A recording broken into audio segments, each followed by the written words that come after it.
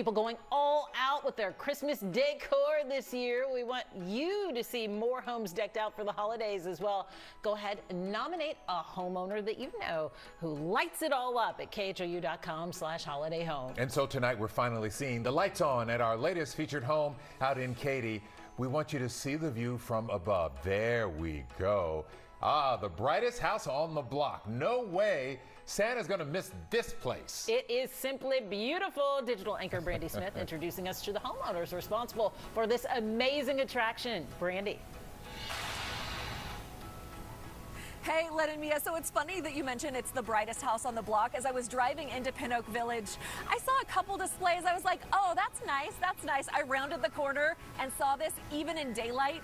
It makes quite an impression, but now you can see with the sunset under the cover of darkness how these 70,000 lights just light up the entire neighborhood. This is all put together by J.D. Shuck and his wife, DJ. How does this even start? Like, when did you start building this, and what kept it going? We started in 2004. I got the idea. We saw the first light show then, but we were just plain, let's get some lights out. We got to do something. 2006, we realized that the automation had come along, and I was hooked. I had to learn how to do it. Saw the first show that was done, first synchronized lighting, and I said, I got to learn how to do this. And it was a learning process. It's 16 years later, and I'm still learning. I feel like people could take lessons from you, though. You've got, what, like 24 control boxes here? 24 different control boxes, different heritages, different style of programming, and but it's fantastic. The lights, LED lights, there's individual bulbs. You have to tell it what to do, not just a string of lights. It's just fantastic how the technology has come along, and believe it or not, the operating cost has gone down drastically. I bet, going from incandescent to LED. We went from 143 amps down to around 43 amps for everything right now. Even though you've added lights? Even though we've added lights and computers. Amazing. So I know you handle outside and DJ's got inside. Can you describe what it looks like inside the house? She's the boss inside. She's got 18 different trees we work on. They're all different shapes and sizes, but they have themes. So that was the important thing. We've got a bell tree that's all silver bells. We've got a golden tree. She's got a precious moments tree. So they each have a symbolic nature. And we have a family tree that we've generation of ornaments over the years. Incredible, absolutely incredible. We have something special for you, a yard sign to let everybody know that you guys were featured on Living in the Lone Star Holiday Homes. We can put it, what do you say, right here? There you go. Thank you very much. All right. And next week, guys, we are heading into the Heights in Houston. So we have a couple homes to show you up there. For now, we are live in Katy. Brandi Smith, back to you. Yeah, we're looking forward to it, Brandi. That is awesome. They are lighting up their section of the Lone Star. Oh boy, are they ever.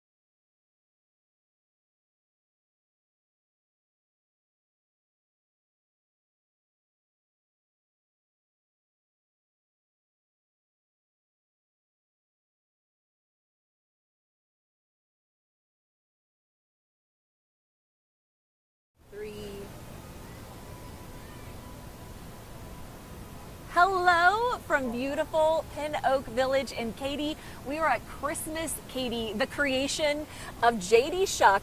This has been an evolution. You guys did your first display in 2004, right? Right, just static display.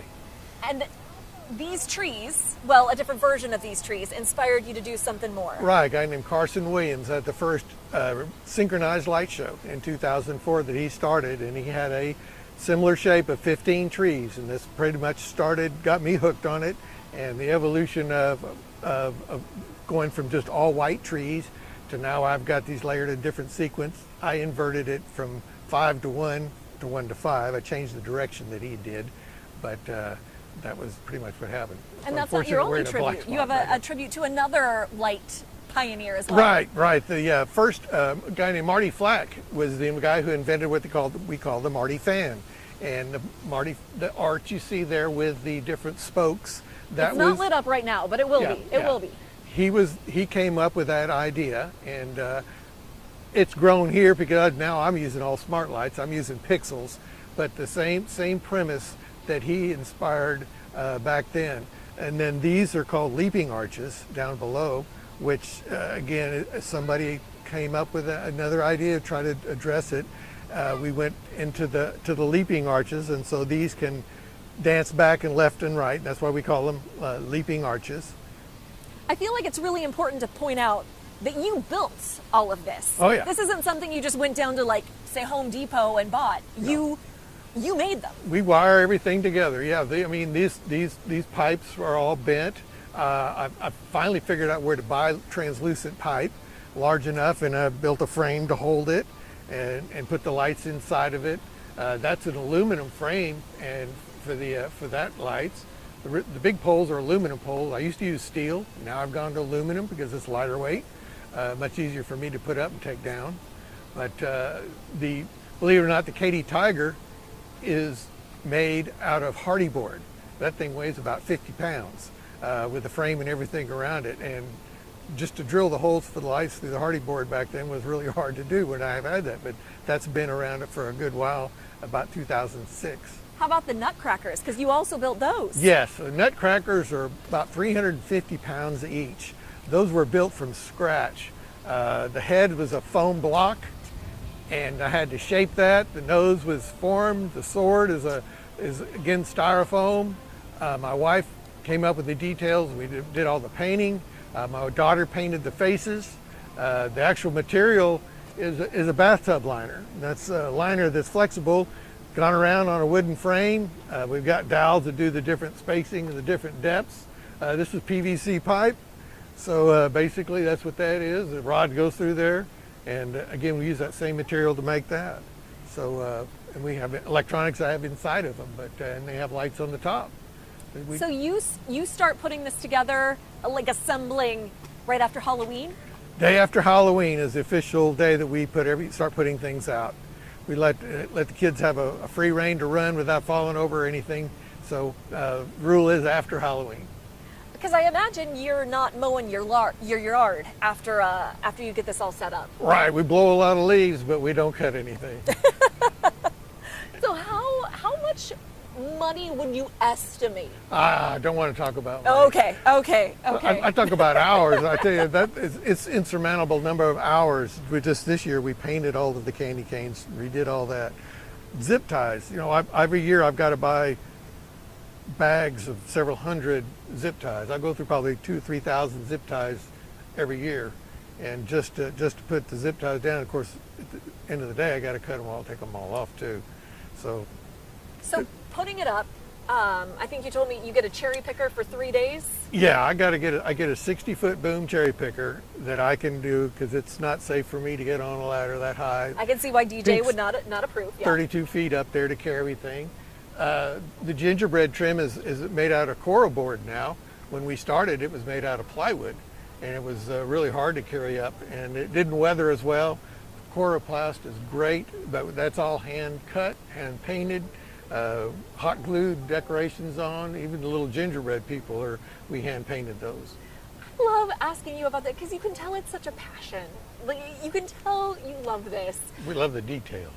When you start to see, we're noticing cars starting to drive by now. when you start seeing those first cars come by every season, is that what makes you keep going? We do get a lot of satisfaction in seeing friends and neighbors come by, especially when they come back with their families. That the second generation comes. I mean, their kids came, now their kids are coming, the grandkids. So it's a very much a family tradition for a lot of folks to come out here every year, and they've got it down to a calendar. They know from previous traffic, when they really want to come. But even Christmas Eve, it's a lot of people come out on Christmas Eve still, and we run through New Year's Day. We run it through, so people coming in from out of town still have an opportunity to see it. I love that. I had my family came in after Christmas one year, and they're like, "Take us to the Christmas lights," and you never know who's still going to have them on after Christmas. What hours? When can people see the display? Monday through Sunday through Thursday, we're from 5:30 to 9 o'clock, and then we go till 10 o'clock on Friday and Saturday. And people can double check that. You have a website, Christmas Katy. We have a website, and if it's super bad rain, unfortunately like Thanksgiving night was, it was super bad rain, we do have a weather clause that we won't run if it's pouring down rain. It's kind of hard to look out your window and see the lights anyways when it's raining really hard. But well, that brings up something else. So, even though we're in December, it still gets stormy, it's still warm. The wear and tear that all of this has to endure every season, what kind of repairs do you have to do? Do you do them before you pack everything up, or when you're pulling everything out? When it comes time to take it down, pretty much I want to box it up and take it to the shed. No, I'll start bringing everything out of the shed in August and bring it home, and then we have to go through all the lights and check everything. And so it's a big light check in August and September. Organization, because there's a certain order that everything has to go up, and if you notice that even those lights connections are all off the ground. So while we have a lot of wires on the ground, there are no connections on the ground. We've learned over time not to have any connections where they can stand in water, but it's still, like I say, there's quite a few connections. I just, as someone who occasionally hangs up a string of lights, I'm absolutely in awe of something like this because of the dedication and because of the sheer organization. When you're talking about 24 control boxes, 70,000 lights, literal miles of cord. I'm not sure my brain could handle all of that. And all these posts are actually in concrete. So over the years, we've learned, if you want to do it the same way, well, I've got concrete footings down there, and this PVC pipe can screw down to a fitting in that concrete. It all gets numbered. We go through a lot of blue tape when we take it down, because everything has to be labeled where its home is, so we can find it when we got to go put it back together, especially when you're storing it, because there's 3 different, like I say, circles here. We have a tree inside of a tree. A lot of people don't realize that tree actually is inset, so part of it goes through, which makes it really fun to put up. I bet. So the items don't move, but you do change the playlist every year. What are some additions you've made? I guess Frozen is the most recent song that we did, and then prior to that we did a tribute to Kenny Rogers when he died. He had a song with Dolly Parton, and those are the last 2 songs that we've added. Which sounds so simple, right? You're programming Let It Go, but for every minute, what kind of effort goes into that? For every minute, there's about 12 hours of time spent programming. There's 8,600 lines of actual programming.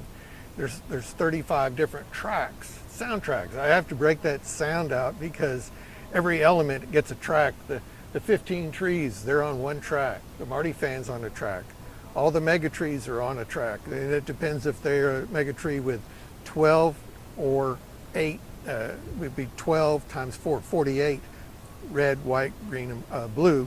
So whatever the number is times 4. So all that gets done separately. And then you get now with the pixels, it gets really intense because every bulb gets 3 channels. So it has a red, a blue, and a green element, and you have to tell what percentage of power in order to formulate the color. So if it's white, it's 100% all three. But if it's red, well, it's just red. If it's green, it's green. But then you have yellows and chartreuse and every other. I mean, you can make any color you want. I think my brain has the capacity to maybe like do one of these. That's it. Before we wrap up, I wanted to ask: was there anything else you wanted folks to know about Christmas Katy? We're free. It's family oriented. We ask everybody be patient because it can get pretty crowded. If you come early, you can park for a while, but when we get a line down the street, we'll have to kick in we call drive-by mode, so everybody has an opportunity to be fair, for everybody to see it. We let people park over on the side of the house here, and they can come out and take pictures and stay as long as they want, as long as they can find a place to park. But yeah, just be a good neighbor, be a good friend, have a good time. Good rule of thumb. JD, thank you so much for having us. This is our second week living in the Lone Star Holiday Homes. We're in Katy tonight. You can find out more information about this display at christmaskaty.com. Next week, we're heading to the Heights to show you a couple of homes there. Very excited to see those. I scouted them out last night. You're in